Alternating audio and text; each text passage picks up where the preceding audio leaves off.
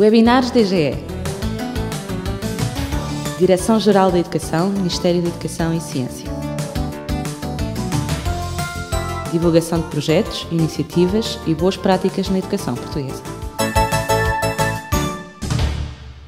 Sejam bem-vindos a mais um webinar da Direção-Geral de Educação. O Ministério da Educação e Ciência, através da Direção-Geral da Educação e com a especial colaboração do Ministério dos Negócios Estrangeiros, pretende com este webinar associar-se às múltiplas iniciativas de evocação do dia 27 de janeiro, dia que foi instituído em memória das vítimas do Holocausto.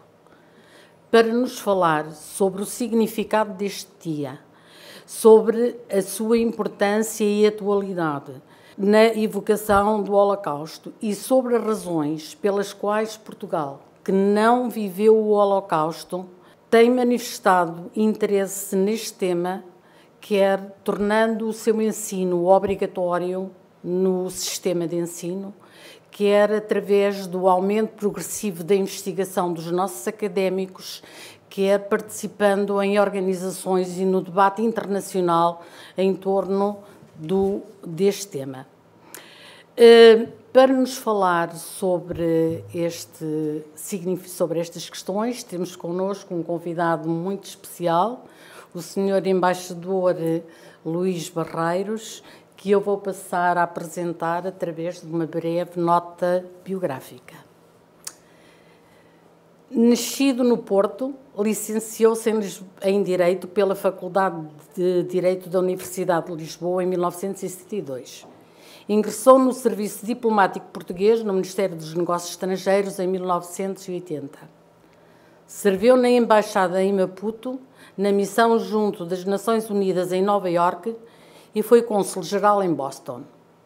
Em Lisboa, foi em momentos diferentes diretor para a cooperação multilateral no Instituto para a Cooperação Económica. Foi assessor do secretário de Estado para a Cooperação e coordenador especial para o processo de paz para o Médio Oriente durante a presidência portuguesa da União Europeia em 2000. Foi sucessivamente embaixador residente em Bagdá, em Zagreb e em Havana. Atualmente é embaixador de Portugal junto da Aliança Internacional para a Memória do Holocausto e chefe da delegação portuguesa. E nesta qualidade irá partilhar connosco o seu saber, experiência e sentir. A Direção-Geral agradece desde já a sua presença neste webinar e o Sr. Embaixador Luís Barreiros, passo-lhe a palavra. Muito obrigado. E nos é dar a agradecer, porque é para mim um prazer e uma honra. Vou entrar no assunto. Em 27 de janeiro de 1945, no sul da Polónia, teve lugar a libertação do campo de Auschwitz-Birkenau pelas tropas soviéticas. Crê-se que entre 1,1 a 1,3 milhões de pessoas ali terão morrido, maioritariamente judeus, talvez uns 90%, mas também dezenas de milhares de ciganos, milhares de opositores políticos, muito particularmente polacos, prisioneiros de guerra soviéticos, testemunhas de Jeová, homossexuais, eu sei lá. Não foi o primeiro nem o último dos campos nazis de concentração ou de extermínio libertados pelos exércitos aliados, mas pela sua dimensão e importância no sistema nazi de eliminação física dos judeus, Auschwitz-Birkenau acabou por se tornar no mais conhecido dos campos de extermínio e num símbolo da barbárie nazi aos olhos do cidadão comum. Por estas razões, é compreensível que a data da sua libertação tenha também adquirido um valor simbólico e que, em 2005, a ONU a tenha escolhido para recordar as vítimas desse ato de barbárie e insanidade humana que foi o Holocausto. Portugal aprovou esta decisão da Assembleia Geral das Nações Unidas e, pela sua resolução número 10 de 2010, a Assembleia da República determinou associar o país a esta comemoração. Assim, em 27 de janeiro, celebramos a memória das vítimas do Holocausto, data que este ano assume particular significado, por corresponder ao 70º aniversário da libertação de Auschwitz-Birkenau, mas também ao 15º aniversário da Declaração de Estocolmo, de que falarei mais adiante. Como já vai sendo habitual, o Ministério dos Negócios Estrangeiros emite um comunicado em nome do Governo e uma sessão solene tem lugar na Assembleia da República. Mas honrar as vítimas não pode ser apenas recordar a sua memória. Será construindo para o futuro, estudando e ensinando para prevenir e assegurar que a humanidade não voltará a cair na barbárie, que melhor poderemos honrar a memória dos caídos. É bem clara a já citada resolução da Assembleia da República ao referir que Portugal se associa à comemoração internacional, homenageando a memória das vítimas, mas que igualmente assume o compromisso de promover a memória e a educação sobre o Holocausto nas escolas, nas universidades, nas comunidades e outras instituições, para que as gerações futuras possam compreender as causas do Holocausto e refletir sobre as suas consequências. Isto traz-me até à segunda parte do título deste webinar.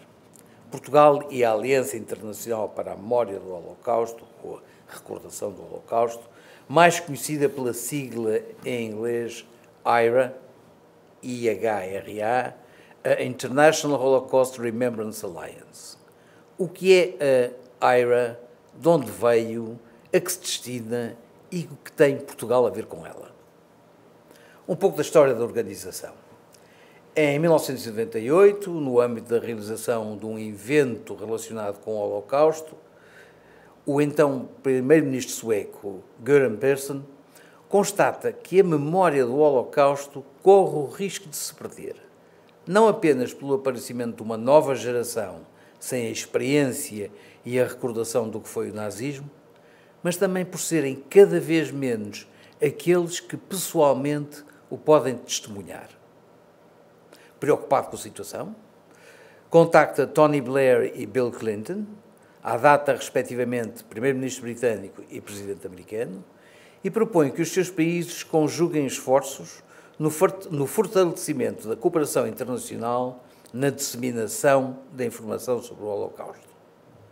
Logo em maio de 98, delegações dos 3 países reúnem-se em Estocolmo na presença do professor Yehuda Bauer, uma figura incontornável na área da investigação sobre o Holocausto, cuja colaboração é pedida. Uma segunda reunião tem lugar em Washington, D.C., em setembro, já com a participação de uma delegação alemã e uma israelita, e conclui que a atenção deve não só estar centrada na educação, mas igualmente na investigação e na divulgação da memória. De novo em Washington, as delegações reúnem-se em dezembro e proferem diversas declarações importantes, nomeadamente sobre as questões já referidas de educação, investigação e memória, mas igualmente sobre a abertura e acesso aos arquivos, assim como sobre a intenção de levar a cabo uma importante conferência intergovernamental em Estocolmo em 2000. A questão do alargamento da organização é também debatida, já que países como a França, a Itália, os Países Baixos, a Polónia, tinham manifestado interesse em se juntar. Tinha assim nascido a ITF, a International Task Force for the Education, Memory and Research on the Holocaust, que ao longo dos anos foi evoluindo e alargando o número dos seus membros, mas também o número dos temas em que a sua atenção recai e que em 2010 adotou o nome de IHRA, usando a sigla em inglês. Mas voltemos ao início do milénio. Em 2000, tem então lugar o Fórum Internacional de Estocolmo sobre o Holocausto, onde líderes políticos e altos funcionários de mais de 40 países tiveram a oportunidade de se encontrarem com dirigentes da sociedade civil, com líderes religiosos, com sobreviventes, com educadores, com historiadores e com investigadores e debateram as mais diversas questões ligadas ao Holocausto. No final, os países presentes, Portugal entre eles, assinaram a Declaração de Estocolmo, que hoje em dia constitui um documento basilar da IRA. Como disse, não só o IETF mudou o seu nome para IRA, ou IRA, como quiserem, como o número de membros cresceu.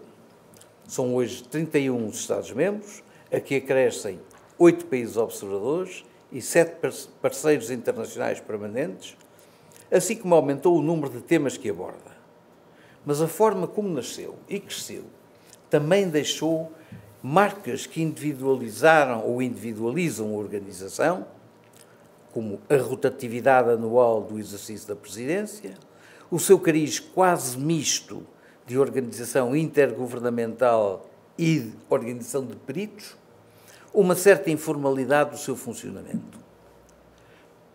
Estruturantes da IRA são os seus 4 grupos de trabalho, a saber, académico, educação, museus e memoriais e comunicação. Mas, por exemplo, uma análise da agenda dos trabalhos da última reunião plenária de Manchester, 1 a 4 de dezembro passado, 2014, poderá ajudar a identificar algumas das tendências da evolução.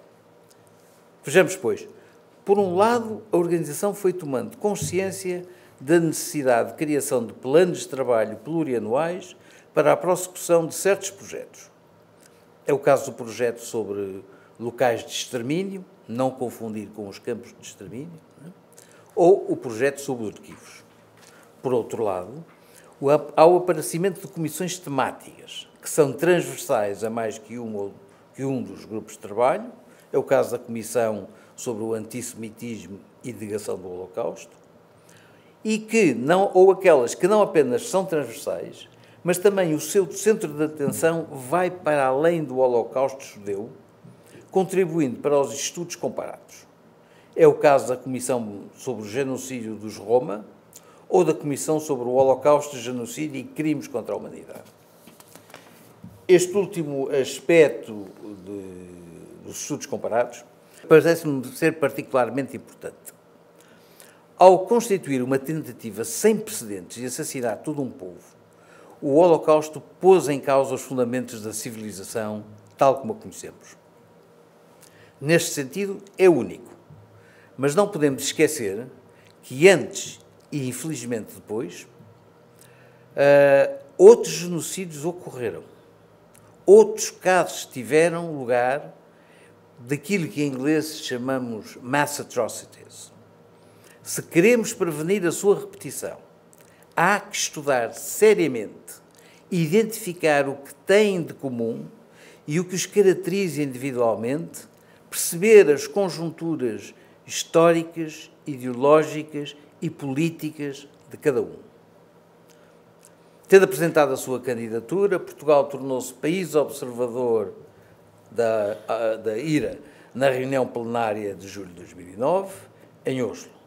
Até ao momento, fruto da crise económico-financeira e das restrições orçamentais que dela resultaram, Portugal não pôde ainda concretizar a sua intenção de se tornar país-membro. No momento em que o país atravessava sérias dificuldades e aos portugueses eram exigidos sacrifícios adicionais, de forma alguma podiam ser tidos como prioritários os encargos adicionais que os diversos mecanismos e estádios de progressão implicam. Mas isto não resultou numa diminuição do interesse pela organização ou na redução do trabalho interno. Portugal continua a acompanhar os trabalhos da IRA, se bem que de forma limitada, e continua a prosseguir na disseminação do ensino do Holocausto. Na reunião de dezembro passado, por exemplo, a delegação portuguesa, além de mim próprio, fazia parte da professora Fátima Reis, professora doutora Fátima Reis, titular da Cátedra de Estudos Sefarditas Alberto Benveniste da Faculdade de Letras da Universidade de Lisboa, que se encarregou de acompanhar o grupo de trabalho académico, e o doutor João Roseiro, do Ministério da Educação e Ciência, que acompanhou o grupo de trabalho de educação. Perguntar-me-ão o que é que o Portugal tem a ver com o Holocausto judeu, algo que se passou lá para a Europa Central e do Leste. Não houve campos de extermínio no nosso país. Nem os judeus portugueses ou os judeus aqui residentes foram arrebanhados e despachados para a Europa Central, como aconteceu nos países ocupados. Pelo contrário, Portugal foi um país de acolhimento e trânsito para os refugiados, judeus ou outros. E milhares por aqui passaram a caminho de outro futuro. E por muitos desses foi Portugal recordado pelo calor e hospitalidade das suas populações. É o país de Aristides Sousa Mendes, o cônsul português em Bordeus, que, levado pelos seus valores morais e à revelia das instruções de Lisboa, emitiu milhares de vistos, decisão que lhe custou a sua carreira. Ou de Garrido Sampaio e Teixeira Branquinho, que na Hungria ocupada emitiram centenas e centenas de vistos, passaportes e outros documentos de viagem que permitiram que outros tantos judeus escapassem à sanha assassina dos nazis e dos seus acólitos locais. Tudo isto é de verdade, mas também é verdade, e se fosse possível uma escala de verdades, eu diria, é ainda mais verdade, que não apenas nada do que é humano me é alheio, para usar a máxima latina, mas, sobretudo, que o Holocausto não é irrepetível e que temos que o estudar e ensinar para saber identificar os sintomas e preveni-lo.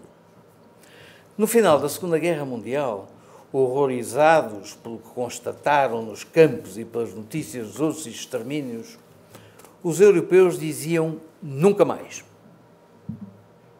E, contudo, anos mais tarde, com Pol Pot e o regime Khmer Rouge no Camboja, com o genocídio Tutsi no Ruanda, com Srebrenica na tão europeia Bósnia e Herzegovina, que anos antes organizaram os Jogos Olímpicos de Inverno, descobrimos que era possível haver mais. O mal não aparece de repente, na totalidade da sua dimensão. Vai-se insinuando gradualmente, de alguma forma insensibilizando-nos, ou tentando insensibilizar-nos, e imunizar-nos para o passo seguinte. É por isso que temos que estar atentos, e é para isto que o ensino do Holocausto e o ensino comparado de outros genocídios e atrocidades é importante, para nos ajudar a identificar os sintomas logo no início. E já agora, aproveitando, enfim, e forçando um pouco a nota, os exemplos, mas permite-me fazer uma pergunta. Será que os milhares de franceses que saíram à rua em manifestação espontânea no próprio dia do atentado contra o Charlie Hebdo o fizeram por serem assinantes do semanário? Ou por concordarem e apoiarem a sua linha editorial? Ou será que se aperceberam que algo de fundamental tinha sido posto em causa, que lhe tinham pretendido questionar um dos valores essenciais da sua cultura e civilização, a liberdade de expressão e de pensamento, na sua competente liberdade de imprensa? É para isto que temos de estar atentos. Muito obrigado. Muito obrigado, Sr. Embaixador. O seu testemunho foi precioso e muito rico, nomeadamente nesta abordagem que fez e nesta perspectiva da importância da história e nesta ligação em que a história tem de ser vista nesta ligação passado-presente, presente-passado. Foi patente que, efetivamente, o Holocausto vale por si e deve ser estudado por si, enquanto acontecimento histórico e aquilo que ele significou, mas vale também pelos sintomas, pelos referenciais e por aquilo que, em termos preventivos, pode servir para todos nós evitarmos ocorrências desta natureza. Para terminar este webinar, agradeço-lhe, em nome da DGE, a sua presença, esperando que, efetivamente, este contributo sirva para todos e a cada um de nós para manter a memória viva. Muito obrigada.